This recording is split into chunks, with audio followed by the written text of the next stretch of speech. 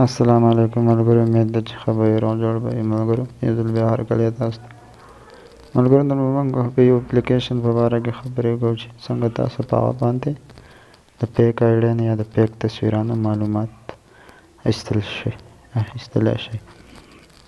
یعنې څنګه پې تاسو پیک آیډین یا پیک تصویران معلومولی شئ. نو زه د ویډیو د مخکې تاسو زموږ چینل سبسکرایب کړی نه یې، زموږ چینل اوس سبسکرایب کړئ او ویډیو سره لایک کړئ، شیر کړئ. نو تاسو په ټول نه مخکې پلی سټور ته لاړ شئ.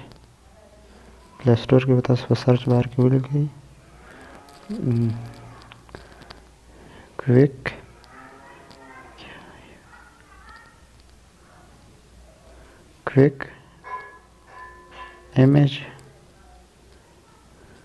کویک ایمیج د سر باندې راځي ایمیج سرچ. چې دا داسې ووت تاسو ته به داسې یو اپلیکیشن اوپن شي، دا تاسو وینئ. بیا به تاسو اوپن کړئ. ما خو ډاونلوډ کړی د مخکې نه.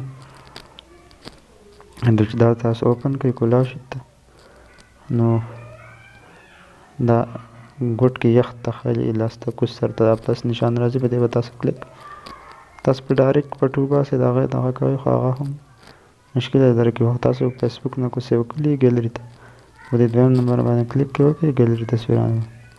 بس ما دا تصویران ټول سیو کړي د ځان سره.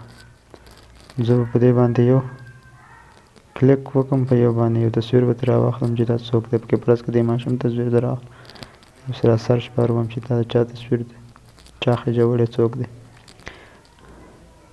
تاسو وینئ په دا ګوګل کې بره په دې سرچ بار کې ملک ضیا خان نوم ورته لیکلی. دویم نمبر باندې بیا ساجد ټایپس والا خېجولی تصویر. بیا په دریم نمبر ملک ضیا خان خېجولی دی، بیا هم ملک ضیا خان خېجولی، بیا هم ملک ضیا خان دی، بیا هم ملک ضیا خان دی. نو دغه شانې په دې کې دغه معلومات کې بل تصویر پې تاسو وګورئ. برس که دا زه بې د سوفیا کیپ تصویر ګورم چې دې باندې څه پوزیشن.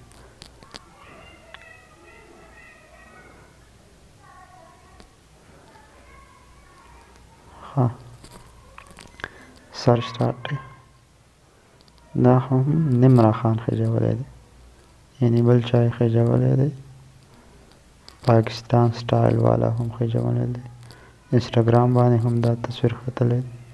نو تاسو په دې ذریعه باندې تاسو پیک تصویران چې کوم دي، پیک آیډین، یعنې تاسو په هغه باندې د دې په باره کې تاسو ټول معلومات شی دغه کولی. فرض کړه دې جنې تصویر زه خېژوم، بیل ګیټس لور ده زما څومره خیال.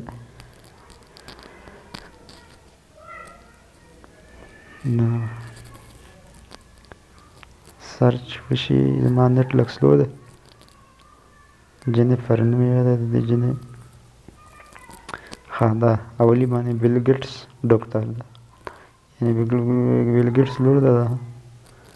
دا پکې بیا هم لاندې د بیل ګیټس لور لیکلی شوی دی. دا پکې ټول هم په دې کې هم دغه اولی چې کوم تصویر هم چا خېجولی د هغې ټول تاسو ته به هغه انټرسپیس کولاوئ، تاسو ته به یې ریزلټ درکوي.